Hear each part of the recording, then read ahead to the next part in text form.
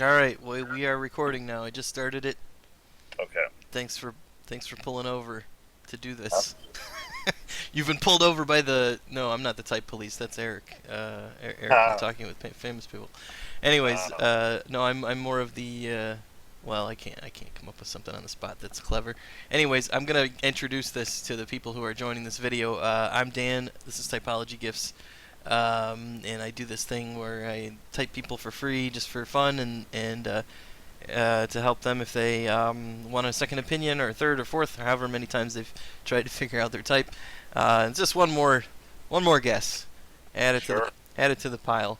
Um, and yeah, for the most part, people say that they're pretty happy with my guesses, so it's alright. It's working out okay. All Um, right. so, have you seen other videos that I've done along these lines up to this point? Yeah, I briefly glanced at one of them. That's what led me here. Okay. You're typing somebody, and then I saw you typed, and I was like, bam! It just instantly, let's do it. Okay. Cool. All right. So what I like to say to people is just that I don't like to point at somebody and say like, definitively you're a that. Like I'll have a guess at the end, obviously, and I'll Sure. tell you what my guess is. But like, it's more about a collaborative thing where I'm just gonna tell you what I think, and then you can be like, I think you're wrong, or I think you're right, or whatever, and it's just another point of view. So Yeah, it could help if you're trying to figure it out. that's sort of where I'm at. I've been typed by a few other folks, and it's hard because obviously you probably maybe have felt the same. You can identify with a lot of different types, Right, right. and It's true. it's a good system where it's at, but it probably, how could I mean, all of you guys that are mentors in the community could probably argue like the founding fathers of the Constitution over this for decades, Yes. you know. Well, the So jury's not out. That's why. You know yeah, what I mean? Like nobody's. I mean, there are people probably arguing about gravity, but I mean, like, there's probably not a big gravity argument community on YouTube. People arguing about gravity, whether it works or not. I guess. yeah, it's like I think that's just uh, being of the male species. It's we like to build, and to build, we have to hack what's already built and try to debunk it. So you might see another type that say like, "Nah, I got an angle on him," and that's just in any industry. That's what we do in music and auto. That's how we advance, right? So Mhm. Mhm. we're constantly looking to break down old systems and build new ones, and you know, Mhm. Mhm. Mhm. so So. that's it's hard to settle, but some obviously some cases are like clear. Okay, bro, you're a fucking ESFP, dude. Like, you know, it's like, dude, you're almost retarded. You're an ESFP. I'm kidding. All right, Jokes I'm on. gonna beep that out. No, all right, we're just gonna say there's no filter, I guess, on this video, and we'll just leave it uncensored, and you're listening at your own risk. If you hear any words you're not happy with, we're typing Lee, so Lee's gonna say whatever he wants to say, and My I take bad. no responsibility for posting what he says. So. Sorry, people. It's the Tourette's. So Well, I just want to say that there's people watching that may be very upset, but that if you say words like that nowadays, and I'm almost 40, so I remember when that wasn't the case. yeah, I will say that the culture has changed beneath us. So, yeah, anyways, I'm not gonna be the moral police on you. sure. So let me ask you some questions about your mind, because that's really Okay, what I think we're here to figure out. Maybe is is how your what your tendencies are. So here's a question I like to ask people to just get a handle for their well. There's a number of reasons why I would ask a question like this, so you'll just have to sure. play along with me. Uh, would you consider yourself more proactive or reactive? And I guess by that I mean, are you more likely to be um, swimming along with the environment or charting a course? that's. I mean, I could relate to both. That's one of those things, you know. Okay, I can ask it more. I can ask it differently then. Sure.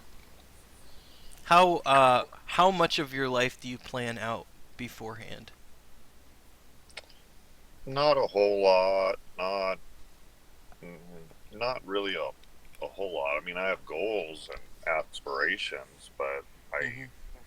but it's not so meticulous. You know, there's room for um, flexibility, not intentionally. It's just like, okay, I know what I want to do, and sometimes I'll take a road to get to the cheese down the maze that I didn't anticipate. So it wasn't. Some people are probably super exact, you know, but not. Hmm. Okay, If, okay. I don't know if that helps, but That does help. That does help. So would you say that you might not have the aptitude to be like a quality inspector or something like that, like a QA person, or could you do that? How easy would that come to you? Is my question. hmm, I think I could in the aspect of like if just how can I say, like looking at a product or something and being like, this is trash, this is stupid, this has got to go. Yeah. This, friends sometimes will ask me for opinions, like, what do you think? And I'll be like, you're an idiot. That's a word I say often. Right. Right. That I clock in that word a lot. That's why it's so natural coming out of my mouth. But it's yeah. So I can like I guess good bullshit detector. I Mhm. guess Mhm. Mhm. in that aspect, if that's a parallel. Yeah. Yeah. So why do you think you have a good bullshit detector? What's the equipment in your brain that makes you good at that? I don't know. I get irritated by things. That uh, that's a tough question. I don't know in terms of cognitive function, but No, don't worry about that. Just like we're not. I'm not really. Let's say, first talking to somebody, I'm not really super focused on the cognitive function stuff. uh, I'm more kind of interested in just hearing the total kind of landscape of what's like. Basically, I want to get there collaboratively with you. I want you to play along, basically. uh, Even though, like, you might say something that you're like, oh, I'm thinking of things in this way, and the cognitive function, I'm saying things another way or whatever. But I'm not just listening to what you're saying. I'm also listening to how okay. you're saying it and I'm listening to the whole thing, and I'm reading between the lines as well, and I'm squaring everything up. So sometimes people will project things and say things in a certain way, but I'm listening to other things that they don't think I'm listening to. So I don't worry that you're going to say the wrong thing, or that you're going to say something that sounds like a type you don't want to be, or something like that. Like, just don't worry about that, because I'm listening to about a ton of different things at the same time. So. well to okay to answer your question, I thought, why do I like to maybe detect bullshit, for lack of a better term? Mhm. I just think that's in life. I feel one of my feelings on it is like you have to, or you're going to get screwed on anything. Like if Mhm. you go to a mechanic and he does your brakes, they start squeaking or something, and you're like, hey, it's squeaking. Something happened in from you fixing my brakes. They're squeaking again. It's almost to protect yourself a little bit, like in Right. any, whether it's dating, job interviews. Like if you got a boss that's I won't say the R word. He's an idiot. Uh, and you can sort of find things about him that's not strong or not, you know, not that Like I go looking weaknesses. for it. Yeah, or just not confident or whatever. Or a doctor, like it can mess up your life if you don't choose the right people Right. to help you, or the right mentors, or the right friends, or Mhm. so if you catch inconsistencies, for me, I think it's almost a survival or success thing. It's like I don't want to invest any of my time or anything into something that there's like, hey, there's something fishy going on. There's something that isn't, the math doesn't add up. Yeah. Yeah. Yeah.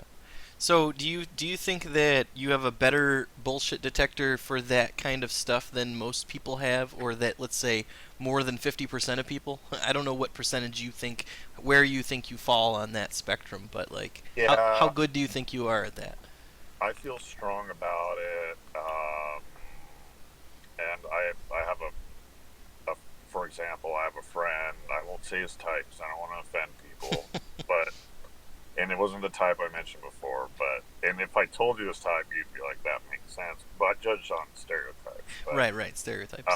I have a friend who keeps having problems in his love life. Not that I'm the god of this, but it's like I can see, and he just never does bullshit checks. He's blinded. He never sees Hmm. some of the realities, and he keeps tripping under the same trap. Like you keep falling for the same trap. So Hmm. yeah, I have a few friends that whether they block it out, whether it's cognitive function, MBTI related, whether it's a natural thing. Yeah, I feel stronger than most of my peers about it. Yeah. Okay, what does blindside you? I mean, everybody's got weaknesses, right? so, Yeah. so Yeah. what catches you off guard, or what has caught you off guard, and where you're like, oh, I clearly was not prepared for that one. The same thing that I claim to be strong at. Sometimes you make judgment calls, and it's like, oh, they are legit. Oh, it wasn't their fault. They did try. It wasn't, Mm, and hmm. you know. So sometimes that'll happen, or yeah, sometimes judgments. Like you misjudge a situation, but you didn't have all the information, and that's part of bullshit detecting. Sometimes in a sort of bullshit detection process, you have to make quick judgments that you stand a chance to fail at, or to misread a situation, and you find out, oh, it was actually legit, and I messed that one up, and you just take your losses. That's all you can do, and kind of foot and mouth. So Hmm. Hmm. so sometimes you like in my friend's case, I'll maybe would judge a situation and find out, oh, it's actually not his fault, so I can't really call him an idiot. Hmm. So Hmm. Hmm.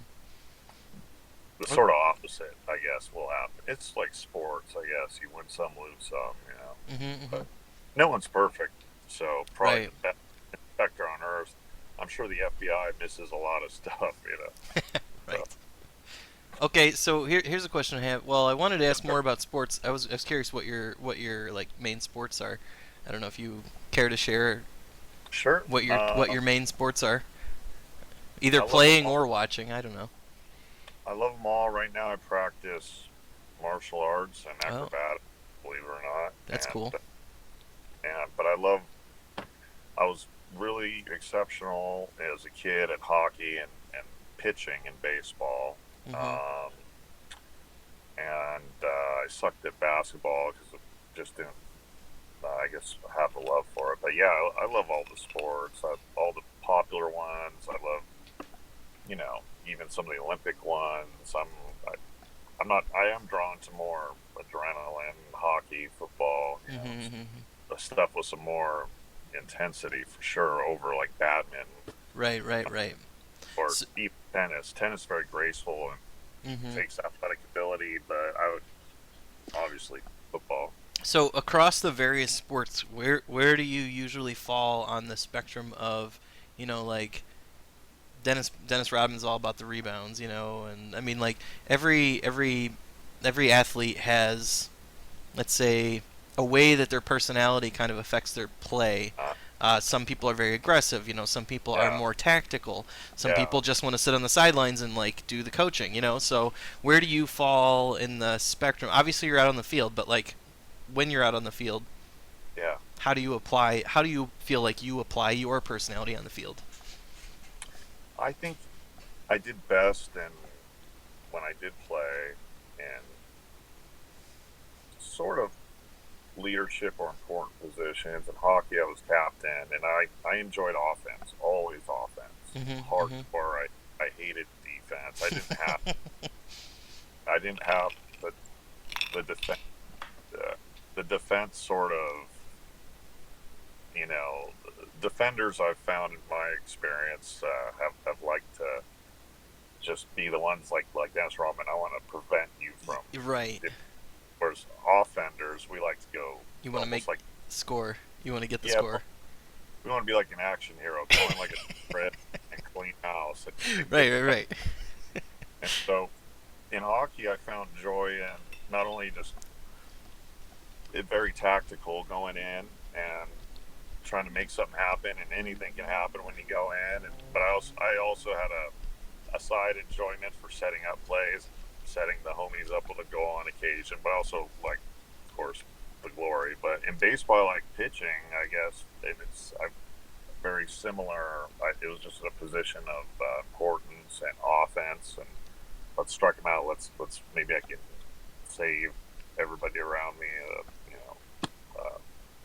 That wasn't always on my mind of the team, but maybe I can get these guys out. I don't know. There was some sort of, I'm not going to lie, some sort of self gratification Sure. and strike the whole team out to get to the next ending. So Sure.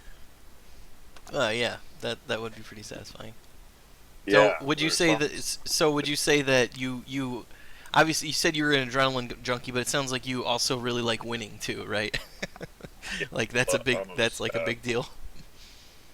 yeah, I don't take loss very well. When I was a kid, if I lost Monopoly, the board would be thrown across the room. Literally, I'm not. I was very like I got in trouble for it. I if a friend would come over and beat me at like a video game, he wasn't allowed over for the rest of the month. Even I was literally hardcore about it. I'm super horrible at taking a loss. It's funny because But I am also not great at taking the loss, but I think I've done it do it kind of in a different way.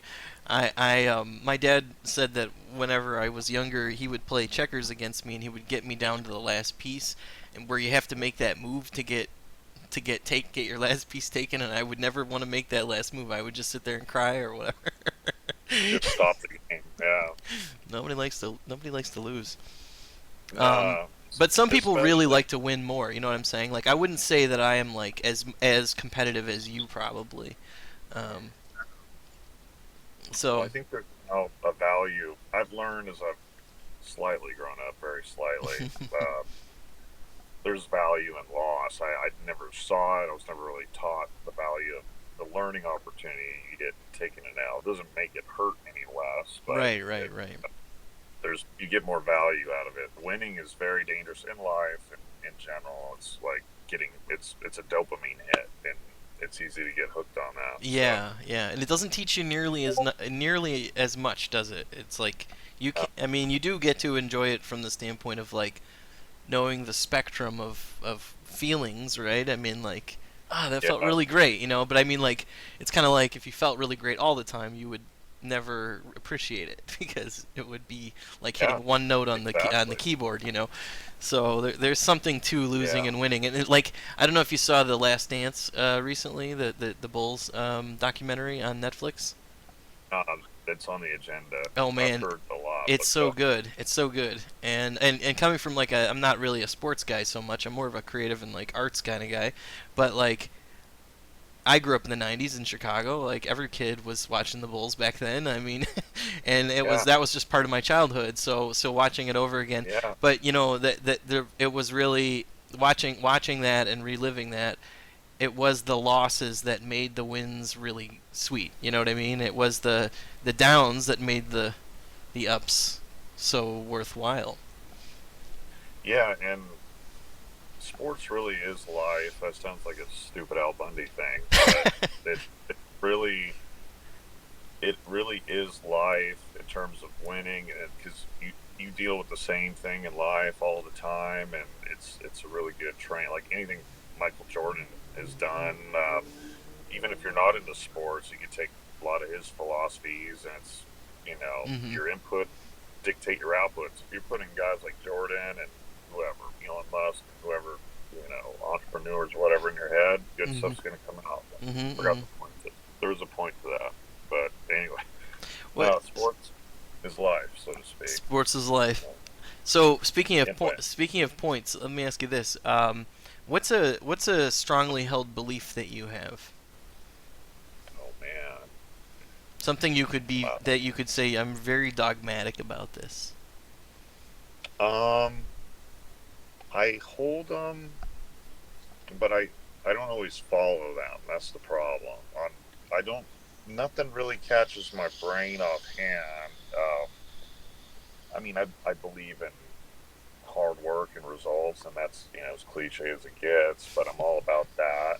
And even though I am not perfect, I have my moments of slacking off, but I still always come back to things that are, I guess, common knowledge, hard work, and dedication and stuff like that. You know, that's really, and some of the stuff we've discussed, I guess. That's really all I got, my friend. I don't really have anything more for that. I don't Let's. really. What were Go you ahead. gonna say? Sorry. No. Go for it. All right. Let me ask you this question. This is going to be like a challenge question. I ask this sometimes to people to get a sense for their on the spot creativity. Okay. So I know that you're going to feel on the spot, and but that's part of the deal. Is you're here to be put on the spot. Yeah. So you don't seem like you have any problems with being put on the spot, and you probably enjoy being put on the spot in a lot of ways. I guess my question is, if you were told that the test was to come up with 5 really unusual uses of wire, and I say unusual to mean not tying something up, like in the sense of, let's say, like tying up some metal to be carried or something, but I mean something unusual that you would, let's say, you would read it in the paper and be like, oh, that's unusual. What could you come up with five unusual uses for wire? Wow. Five. And how quickly could you? That's really the question: is how quickly could you? Oh man, I feel like an idiot. No, it's fine. It's just a certain kind of thinking, and I would say people who are right-handed, if I had to describe it that way, if I threw something to the right hand, they would catch it, and if I threw it to their left hand, they might have a harder time. It's not because you're an idiot; it's because your handedness is different. So I'm asking you a certain kind of handedness question about in as far as creativity is concerned. So it might seem really Uh, challenging. In my prediction, I will tell you what I will tell you at the end what I think that you. Wire. I don't. Maybe I'm getting in the dark place now. Maybe I don't know, a surgeon using it to hold something open to do something. Sorry, folks. Okay, that's one. Sure, Maybe we'll say one. one. Maybe man, someone. Man, this got me good. Let's see. uh, Unusual wire. Wow. I don't know. Maybe hmm, unusual wire. Maybe someone making some weird jewelry, like weird, un, orthodox sort of jewelry of sorts. I don't know. That sounds pretty stupid. That's all Let's right. see. I think I've got enough. And I've got as much as I need. And by the way, Wow. that was not an intelligence test. Just so you know, I know you're smart guys. So Sorry, folks. it's just it really is a certain kind of creativity that I was trying to understand. So the other one that I wanted to try on you is um, and I've done this one before, so I'm trying to think of if I'm trying to think of maybe if I can change it just a tiny bit. Um,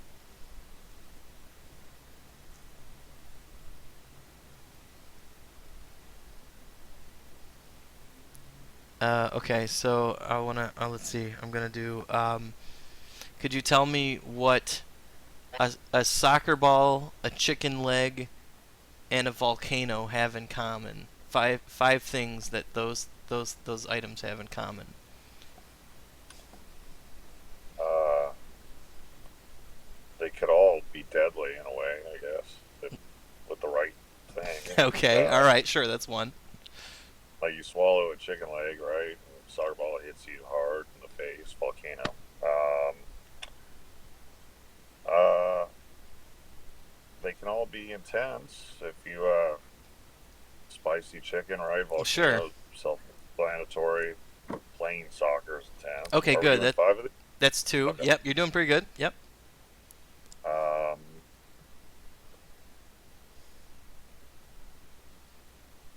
hmm.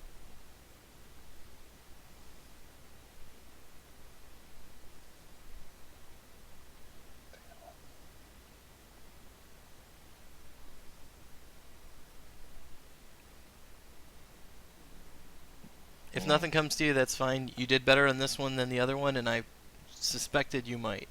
So, Uh, yeah, I was gonna say not everyone will see or get one of these things. Like I don't know if they, you know, I don't know if they even have soccer balls in certain countries. They definitely don't have volcanoes everywhere, so I might go through my whole life without seeing a volcano. So okay. I definitely might not ever go to Hawaii. So anyway, All right. So I think we're at the halfway point now. We're at 26 minutes in. I think it's a good halfway point for me. I am pretty sure I'm on the right track now. So I'm gonna take a 5 or so minute break. I'm gonna stop the recording, and the next part will be part B. I'll probably ask you a few more questions just to see if I to try to disprove what direction I think I'm going in, and then I'll tell you what okay, I'll tell you what type I think you are, and then we'll talk about it. How's that sound? okay, Awesome. sure, All perfect. right. So to Yeah. the viewers at home, see you in part B.